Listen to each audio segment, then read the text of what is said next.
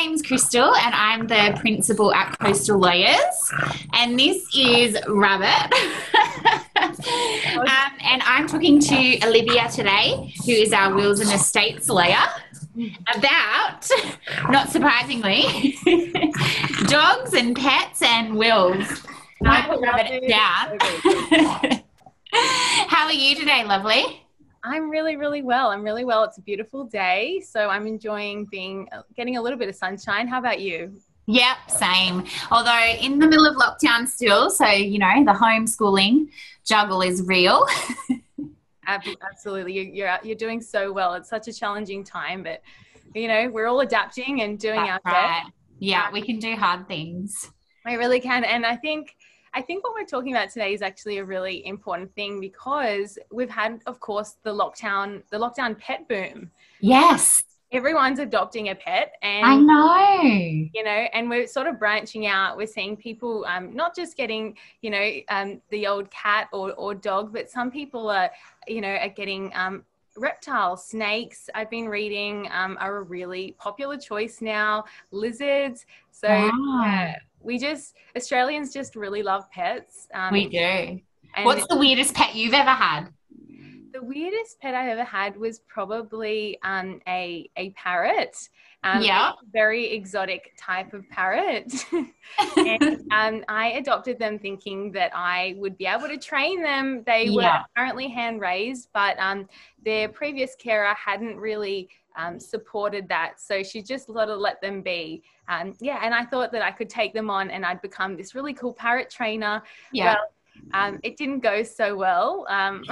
Because they can be quite vicious as well. My dad had like an eclectic parrot, I think they're called, or something like that, a green one. And it used to get this look in its eye. And then I would know that I had to like run away. They get like pin eyes when they're really angry. Yeah. I suffered a lot of bites. It's so painful. It was really painful, and they love to make a mess, but they're really intelligent. And so if you get a parrot, you've got to spend a lot of time with them. They have the intelligence, they say, of like a 4-year-old child. That's amazing. They live a really long time. Yeah. So it's a good example as to why people might need to be thinking about who's going to care for their parrot if they pass away. Exactly. And so can you put a pet in your will? You can. There's a few different options. Yeah. You can put a pet in your will, but we've got to be clear as to what option might be best for you, and you really need to speak to your lawyer about that. So you've got a few options. You might think about developing a trust under your will. So that's one option. Again, the reasons you need to speak to your lawyer about whether that is an option that's suitable for you is because pets are considered property under the law when we're looking at wills and estates. Yeah. So they're not like, it doesn't have the same sort of, standing that you might give dealing with a gift to a person. Yeah. So we've really got to take that into account. And because that's the case, when we're setting up a trust, that trust is not going to be binding. We have to find a trustee that, even though they're not going to be bound to set up and manage that trust, is really wanting to do it. Yeah, so okay. I've got to make sure that is the right option for you if that's the option that you want to go with. Yeah. Another option you might think, is suitable for your circumstances is what's called a legacy program with an animal charity. So New South Wales Animal Welfare League and the RSPCA are two organisations that run these programs. And essentially what they do is they provide for the rehoming of your pet. Wow. And they run this charity so that they can essentially house and care for your pet during that process. So that's another option. Of course, a really, really common option that often resonates with people the most is that they want to appoint a family member or a friend to look after their pet. So sometimes when they're doing that, they might decide that they also want to give a sum of money, a legacy, to their family member or friend who's going to care for, well, they hope is going to care for their pet. Something really important to note is, again, these aren't binding. So when you're going to appoint someone, you want to have that conversation and really make sure that they're willing to take on that role. Yeah, you want to choose an animal lover, don't you? You don't want to choose Absolutely. someone who, is allergic to dogs or, Yeah. can't stand cats. That's not going to be a good fit, is it?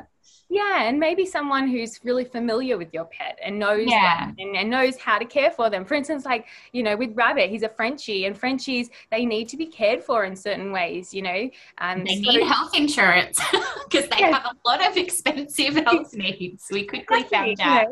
there's certain breeds, of course, require certain different care, Yeah. and likewise with all different animals. So I think that that's a really important thing to note.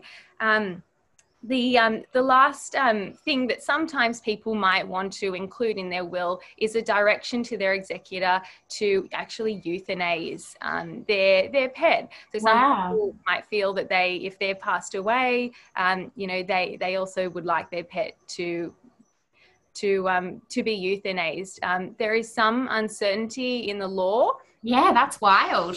It's a bit of an unusual one, but it's a potential possibility. You do need to speak to your lawyer again about that, just to chat about the law, and making sure that that's the right option and that your wishes can be upheld there. So that's the last one. Logistically, there's a few things that I think we need to talk about when we're dealing with pets. Yeah.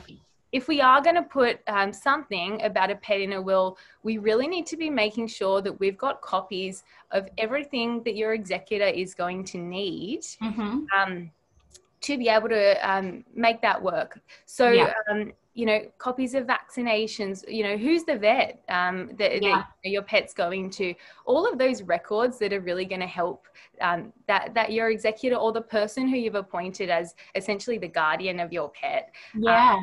I guess you need to be properly able to identify as well the correct pets. If you've got multiple pets or, you live on a farm or something like that, you need to be able to know, I guess, who all of the kids are that need looking after. Exactly. Which fur baby are we talking about? Yeah. And what breed are they? And so we can accurately describe them. That's a really important point.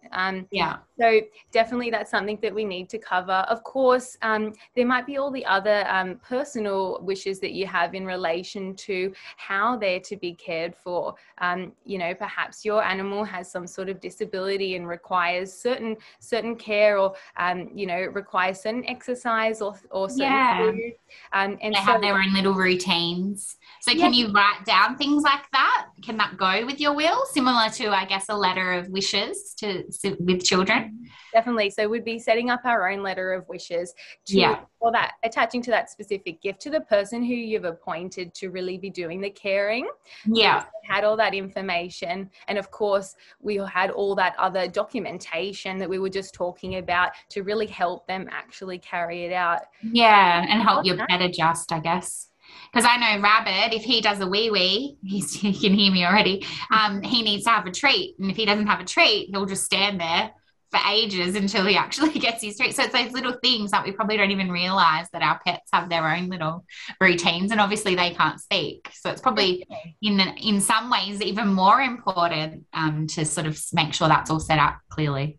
Exactly. And it sounds like Rabbit's had, he's been trained in this specific way. And of course, we'd want to put that in and make sure that was there so that we could continue that and his routine. I think we've been trained. I don't know he's trained.